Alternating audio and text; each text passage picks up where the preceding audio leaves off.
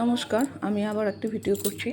আপনারা দেখুন, শুনুন এবং শেয়ার করুন, আপনাদের মতামত জানান এবং ফলো করুন। আমার আগের ভিডিওগুলো দেখুন। ভিডিওগুলো বেশিরভাগই আমার নিজের জীবন নিয়ে বলছি, হ্যাঁ, আর কোনো নানা রকম গল্প বলছি। শেয়ার ইউটিউবেও দিচ্ছি, সাবস্ক্রাইব করুন, যেখানে হোক দেখুন, হ্যাঁ, এবং যেই জন্য করছি সেটা আমাকে একটু সাহায্য করে আমাকে ধন্য করুন। আর দেখুন, আমি এক একটা মেয়ের গল্প, নানা রকম পরিবারের গল্প নানা রকম শেয়ার করছি, তার সঙ্গে আমারও জীবনের গল্প বলছি। যাই হোক, আগের গল্পটি বললাম আমার ছেলের পৈতের নিয়ে। ভদ্রলোক যিনি দেখার গিয়েছিলেন, তিনি কোনো কারণে দেখতে পারলেন না। আমি খুব ভরাডুবির মধ্যে পড়েছিলাম, অনেক আশা করেছিলাম ছোটোর থেকে। যাই হোক, আগের থেকে যদি উনি ইনফর্ম করে রাখতেন, তাহলে আমরা অন্য অল্টারনেট কিছু ব্যবস্থা করে রাখতাম। শেষ অবস্থায় খুব বিপদে পড়েছিলাম। ওনার কাছে ক্ষমাও চেয়েছি, যদি উনি বলেছেন আমার নানা রকম কথাবার্তা নাকি উনি রাগ করেছেন। যাই হোক, কী কথা বলেছি জানি না। আজকের ভিডিওটি আরেকটি মেয়েকে নিয়ে বলবো। সে যেখানে আমার বিয়ে হয়েছে, পুরুলিয়া বললাম যেখানে কাছে, সেখানের কেউ মেয়ে। তো ওই মেয়ে বিয়ে হয়েছে, এদেরই কেউ রিলেটিভ হয় সম্পর্কে।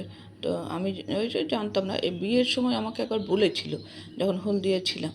হ্যাঁ, তারপর এর এখন বলছে না আমি বলিনি, যাই না। তারপর ওইখানে গিয়ে শুনলাম, যেখানে আমি থাকতাম, এর যে বাড়ি বলতো যেখানটা যেটা, হ্যাঁ, তো ওখানে গিয়ে যখন থাকতাম তখন আমি শুনতাম গল্পগুলো।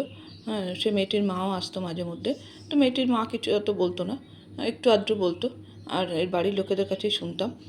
মেয়েটা নাকি ওখানে ওদের বাড়িতে আসা যাওয়া করতো, সব বাড়িতে আসা যাওয়া করতো। তো বিয়ের আগে নাকি প্রেগনেন্ট হয়ে গেছিলো। ওর মায়ের সঙ্গে থাকতো, বাবাও থাকতো না, বাবা মাকে ছেড়ে চলে গেছিলো, আর ভাই বোন থাকতো। তার মধ্যে মেয়েটি প্রেগনেন্ট হয়ে গেছিলো। তো তার জন্যে মেয়েটি এবারে কী করবে, এবারে ওই লজ্জাতে পাড়া প্রতিবেশী নাকি, যখন মেয়েটি বেশি একটু মাসের হলেন, তো নানা রকম ওর ফিজিক্যালি ওর দেখা যেতে লাগলো নানা রকম সিমটম, তখন ভাইকে নাকি নানাভাবে অপমানিত হতো তোর ভাইকে বাইরে বেরোলে। তো ভাই নাকি ওখানে তখন নিরুদ্দেশ হয়ে গেছিলো। জানি না আসল ঘটনাটা, সত্যি রহস্যজনক, খুব ঘটনাগুলো শুনি এক একটা রহস্যজনক। ভাই নাকি নিরুদ্দেশ হয়ে গেছিলো।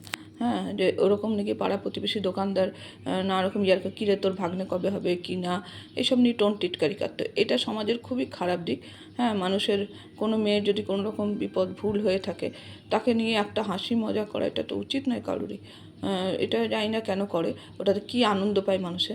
হ্যাঁ, তাদের ব্যাপার নিয়ে কোনো জল ঘোলার দরকার কি? আপনারা যদি মনে হয় সনাচনা গসিপ করার, তো নিজেদের মধ্যে করুন, ঘরের মধ্যে। এরকম করে মানুষের অন্য সংসার ভাঙার কোনো দরকার নেই। তো সেই ভদ্রমহিলার ওই একটি ছেলে একটি মেয়ে, ছেলেটির কোথায় নিরুদ্দেশ, এখনও সে ফেরেনি। ভদ্রমহিলাও মারা গেছেন এখন। হ্যাঁ, এই বছর মারা গেছেন, হ্যাঁ, 4-5 বছর। তো ওনার মেয়ে নিয়ে এমন বুদ্ধিদাতা একজন আছেন। হ্যাঁ, শুনেছি নাকি সে এই যে আমার যার সঙ্গে বিয়ে হয়েছে, আমি সঠিক জানি না, হ্যাঁ, সে তারই ছোটো ভাই নাকি কেস করিয়েছিল, মানে আরও খোলতাই করিয়ে সে মেয়েকে বাজারও করে দিল জিনিসটাকে, যা ছিল চুপচাপ নিয়ে নানা রকম পাড়ারই আরেকজন লোকের নামে দেখিয়ে বদনাম দিয়ে সে কেস করালো। যাই হোক, কেস করে করে কোনো রকম কিছুই হলো না সলিউশন। হ্যাঁ, অটোমেটিক ওনারাই জিতলেন। এনারা তো গরিব মানুষ, মেয়েরা। আলটিমেটলি মেয়েটার বাচ্চাটাও হলো, বাচ্চাটা নাকি বড় হচ্ছিল। এর মধ্যে বাচ্চাটা কোনো কারণে মারা গেল। কেউ বলে বাচ্চা সুইসাইড করেছে, কেউ বলে অসুখ হয়েছিল। আমি ঠিক সঠিক জানি না, না জেনে সঠিকটা বলবো না। আপনারা যদি কেউ জেনে থাকেন জানাবেন কমেন্টে, হ্যাঁ, তাহলে আমি একটু জানতে পারি। আপনাদেরও কোনো ঘটনা থাকলে বলুন কমেন্টে, আমি সেগুলোও বলবো। কোনো মেয়েদের আপনাদের আশেপাশে জানা পরিচয়, সব মেয়েদের ঘটনারা আপনারা জানুন। নানা রকম আমাদের দেশে কত রকম কত ধরনের লোক বাস করে, হ্যাঁ, সেগুলো আপনারা জানুন, দেখুন। হ্যাঁ, এগুলো বেশি সময় তো আমি নিই না। যাই হোক, মেয়েটির এরকম অবস্থা, কেস করে বাচ্চাটাও মারা গেল। তারপর নাকি মেয়েটা একটা বিহারি নন বেঙ্গলির সঙ্গে বিয়ে হয়ে সে অন্য জায়গায় থাকে। এদিকে মা এখানে থাকে, খুবই কষ্ট করে মা সংসার চালায়। তো মাটা তারপরে মারা গেছে, আমি তখন যাইনি। যখন মারা গেছে, অসুস্থ ছিল, তখন একবার গেছিলাম পৈতের সময়, ব্যাস, তারপরে আর যাইনি। মেয়েটি এসেছিলো তখন, আমি যখন থাকতাম তখন মেয়েটি এসেছিলো। হ্যাঁ, আর দেখেছি, মানে জানি না এটা কেন, যে একটু এর প্রতি দুর্বলতাও ছিল। জানি না কেন, কোনো টান, এদের বাড়িতে আসা যাওয়া করতো তো রিলেটিভ, তো ওই জন্য হবে হয়তো। যাই হোক, সেগুলো নিয়ে আর ঘামানোর কোনো দরকার নেই। হ্যাঁ, আমাকে তো পাগল সাব্যস্ত করবে। হ্যাঁ, একে তো কোনো কোনো জায়গায় আমি আজ পর্যন্ত ঘুরতেও যাইনি, কিছুই না। শ্মশান ঘুরতে গেছি, সেই শ্মশান যাওয়ার ব্যবস্থা আবার পাকা করে দেবে। যাই হোক, এ তো সবসময় ভয় দেখায়, যদি কোনো দিনও বেরোই এটা একটা বিরাট খতরনাক ব্যাপার করে বেরোবো। জানি না, সেই ভয়ে আমি সিটিয়ে থাকি সবসময়, কী করে বেরোবে, যদি বেরোই তো কোনো রকম বেরোতে যদি হয়। তো যাই হোক, ওই সাপোর্টে তো সবাই আছে, দাদারা সব বাঁচিয়ে দেবে আইন টাইন থেকে। হ্যাঁ, কেউ তো কোনো ইয়ে করবে না। হ্যাঁ, দেখুন কীরকম অবস্থা একটা মেয়ের জীবনে ঘটলো। কেউ কোনো রকম সাহায্য না, ইয়ে না, উপরন্তু তাকে কাঠগড়ায় দাঁড় করিয়ে, হ্যাঁ মানে ময়ে চাপিয়ে মইটাকে সরিয়ে নেওয়ার অবস্থা। সে মেয়ে এখন নাকি সুখে আছে, তার একটি ছেলে আছে।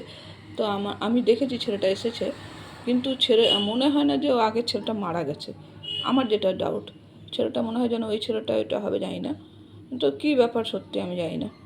এখন সে মোটামুটি সুখী নাকি, ছেলেটা রেলে কাজ পেয়েছে বলে, জানি না। সে এখন সুখে আছে, ভালো আছে, ভালো থাকুক। সব মেয়েরাই আমাদের ভালো থাকুন।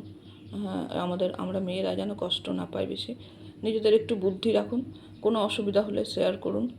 আমি যেরকম করছি আমার মনের কথা আপনারাও শুনুন এবং জানান। হ্যাঁ, এবং এগুলো যাদের সঙ্গে পরিচিত আছে বাঁকুড়া, পুরুলিয়ায়, তারা একটু খবরটা দিন বাড়ির লোকেদের, যে আমার এই বিবাহ বিচ্ছেদে সাহায্য করুক তারা। আমি কোনো রকম ঝামেলা চাই না, কারণ আমি অসুস্থ। হ্যাঁ, আমাকে দেখে আপনারা বুঝবেন না।